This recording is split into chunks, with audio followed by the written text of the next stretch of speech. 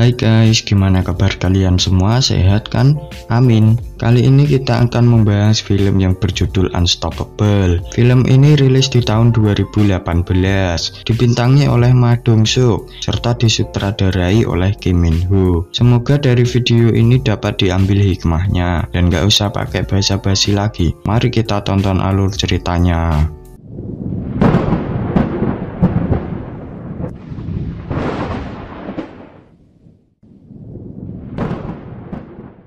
Di awal film diperlihatkan dengan dua orang kurir di pasar ikan. Mereka adalah Dong-chul dan Jun-sik.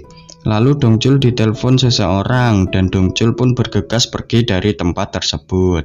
Kemudian Dong-chul menemui seseorang bernama Ketua Park dan juga temannya. Di sana mereka menawari Dong-chul untuk berinvestasi kepada kepiting raja yang besar, supaya bisa dijual di pasar ikan tadi dengan untung yang cukup besar. Dan tanpa pikir panjang, Dong-chul pun langsung setuju dengan investasi ini. Kemudian scene berpindah ke sebuah panti jompo. Di sana kita diperlihatkan dengan seorang wanita yang sedang merawat para lansia. Wanita tersebut bernama Jisoo dan dia merupakan istri dari Dong-chul. Malam pun tiba. Di sebuah rusun, seorang pria ditagih hutangnya oleh sekelompok orang yang dipimpin oleh Gi-tae. Dan karena pria tersebut belum bisa melunasi hutangnya, dia pun kemudian disiksa di dalam kamar mandi. Lalu anak perempuan dari si pria itu pulang, dan Gi-tae yang melihat kecantikan anak perempuan itu pun tertarik, kemudian membawanya pergi sebagai pelunas hutang si bapak itu.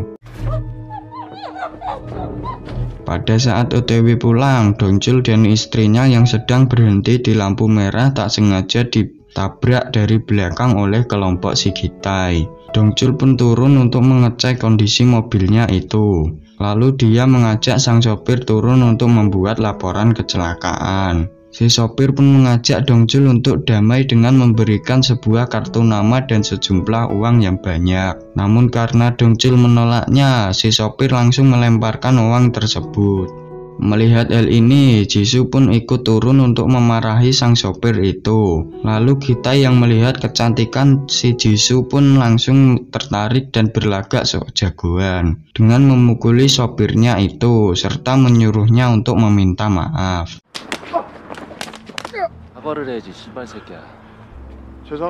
Keesokan harinya, Dong-chul mendatangi tempat bosnya untuk meminta uang gajinya yang belum dia dapatkan. Dan si bos pun memberi uang gaji Dong-chul, namun ya sedikit lah.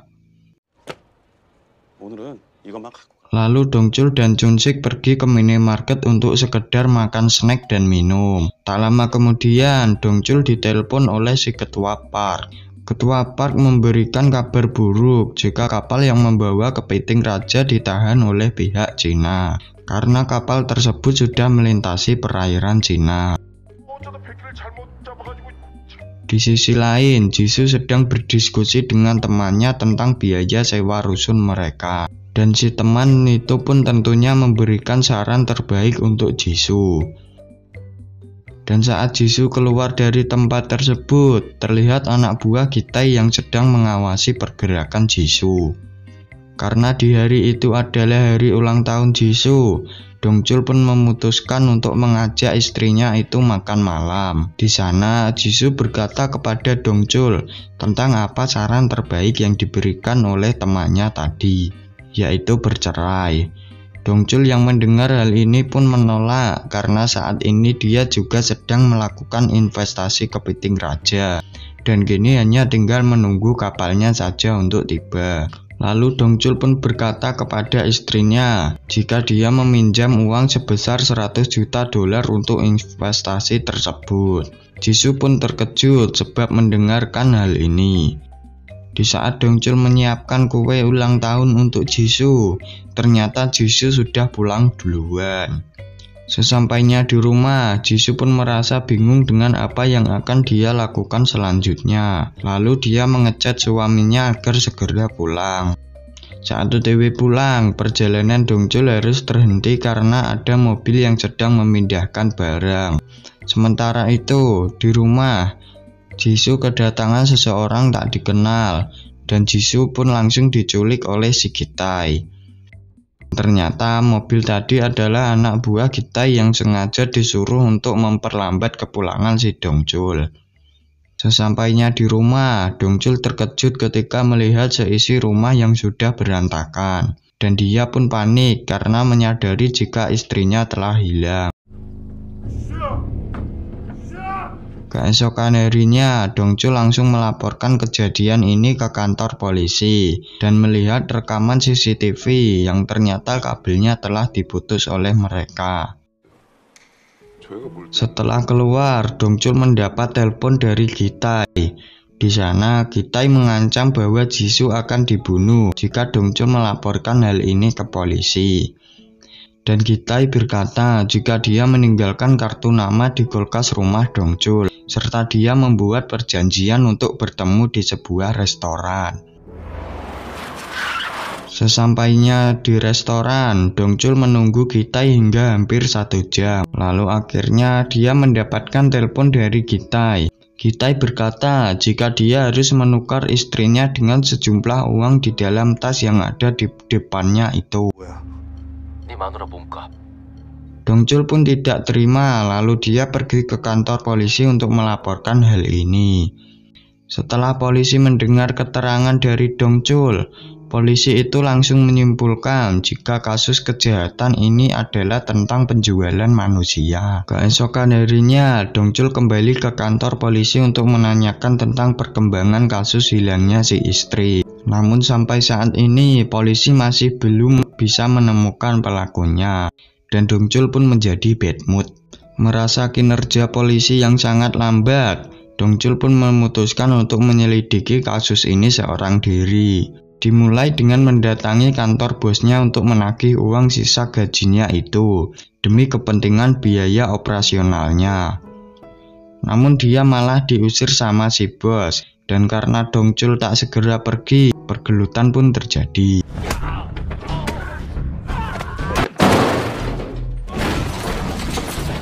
Melihat para anak buahnya telah kalah, akhirnya si bos pun memberi uang sisa gaji tersebut. Lalu Dongchul dan Chun-sik mendatangi seorang detektif, yaitu detektif Bir.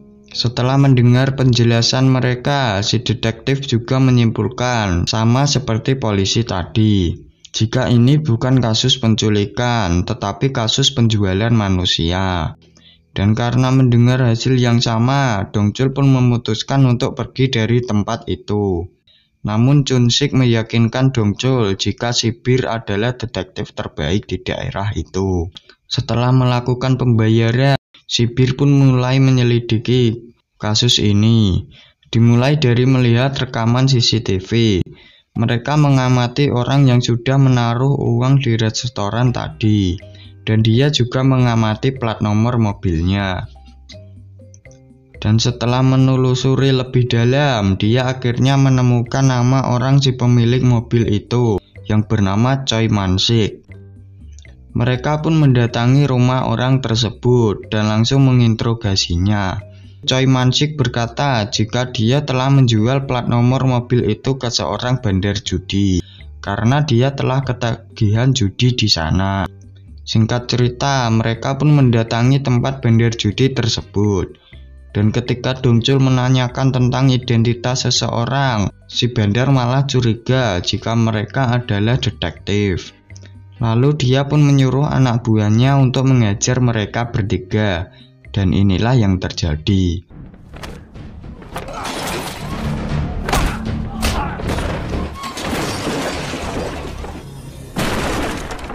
Setelah Dongchul berhasil mengalahkan semua musuhnya itu, mereka kembali memaksa si bandar untuk memberikan informasi tentang orang yang sedang dicarinya itu.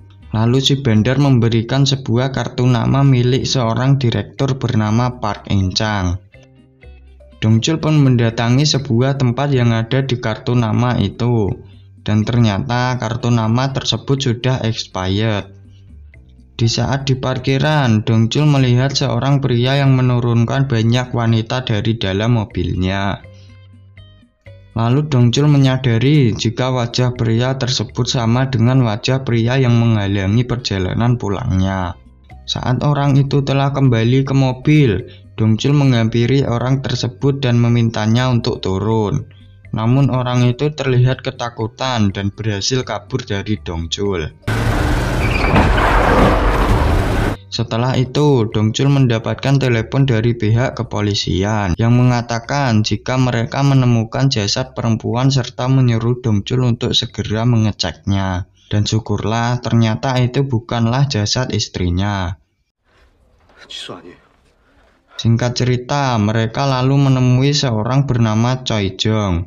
Di sana dia bercerita tentang istrinya yang diculik dan melaporkan hal itu ke pihak kepolisian sambil menangis. Kita yang melihat hal ini pun menculiknya dan memberikan sejumlah uang untuk ditukar dengan istrinya. Tawaran itu pun membuatnya tergiur dan akhirnya dia menerima uang tersebut. Hal itu pun membuatnya menyesal, lalu dia memberikan sebuah barang yang mungkin berguna untuk Dongchul. Saat Dongchul membuka barang itu, Dongchul menemukan foto seseorang serta kartu nama yang sama dengan kartu nama yang dia dapatkan dahulu. Lalu Dongchul mendatangi tempat bekerja orang yang ada di kartu nama itu. Awalnya dia tidak mengaku jika mereka pernah bertemu, dan akhirnya Dongchul menggunakan kekerasan untuk membawanya pergi dari sana.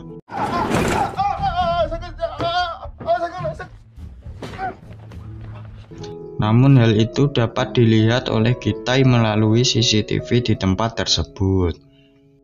Ketika akan menyiksa orang itu, Gitai menelpon Dongchul untuk melakukan video call dengannya.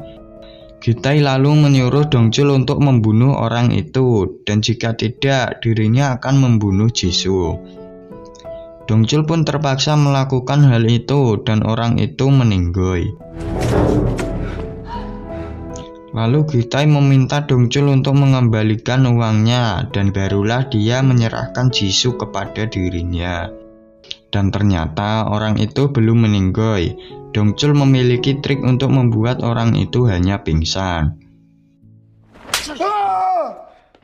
Setelah itu mereka pun menginterogasi orang tersebut. Dia berkata jika Gitai memaksa para wanita itu untuk menjadi PSK atau melakukan bedah plastik ilegal. Gitai juga menculik beberapa wanita cantik dan dikirim ke luar negeri dengan menggunakan paspor palsu. Di sana dia juga menjelaskan jika markas Gitai terletak di sebuah tempat di Gangwon. Kemudian Sibir dan Chunsik menyamar sebagai seorang jaksa untuk mengambil uang itu di kantor polisi. Tapi di saat sudah hampir mendapatkan uang tersebut, polisi yang ada di sana menelpon detektif yang menyelidiki kasus ini. Dan akhirnya mereka pun ditahan di sana. Dongchul yang menyangka ada yang tidak beres pun keluar dari mobil dan mengalihkan perhatian polisi dengan meledakkan sebuah mobil yang ada di sana. Dan akhirnya mereka berhasil membawa kabur uang tersebut. Jisoo yang dikurung di sebuah tempat mencoba untuk kabur dari sana bersama seorang wanita temannya. Namun kebisingan yang mereka buat mengakibatkan penjaga di sana mendatangi mereka. Dan akhirnya hanya Jisoo lah yang berhasil kabur dari tempat itu.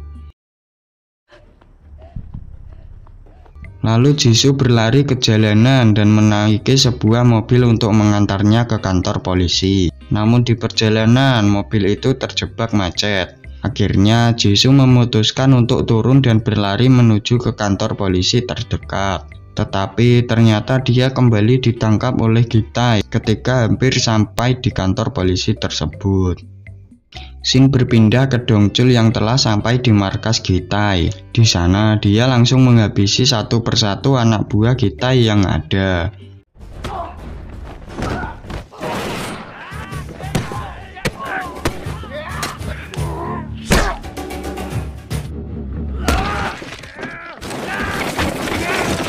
Karena tidak menemukan istrinya, Dongchul pun keluar dari tempat tersebut. Dan di saat perjalanan, dia tak sengaja bertemu dengan Gitai.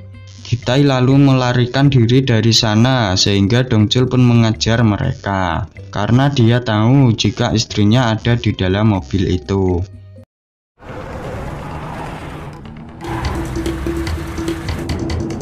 Kejar-kejaran ini akhirnya mengakibatkan mobil Dongchul menabrak pembatas jalan dan akhirnya nyungsep. Kitai lalu turun dari mobilnya untuk membunuh Dongchul. Namun ternyata malah Dongchul yang dapat dengan mudah mengalahkan Kitai. Dan akhirnya Dongchul berhasil mendapatkan istrinya kembali. Kini bisnis kepiting raja Dongchul berjalan dengan mulus, yang membuat dirinya sukses memiliki sebuah restoran. Dan di hari itu adalah hari ulang tahun sang istri. Mereka merayakannya dengan menikmati kepiting raja di restoran itu. Dan film pun selesai.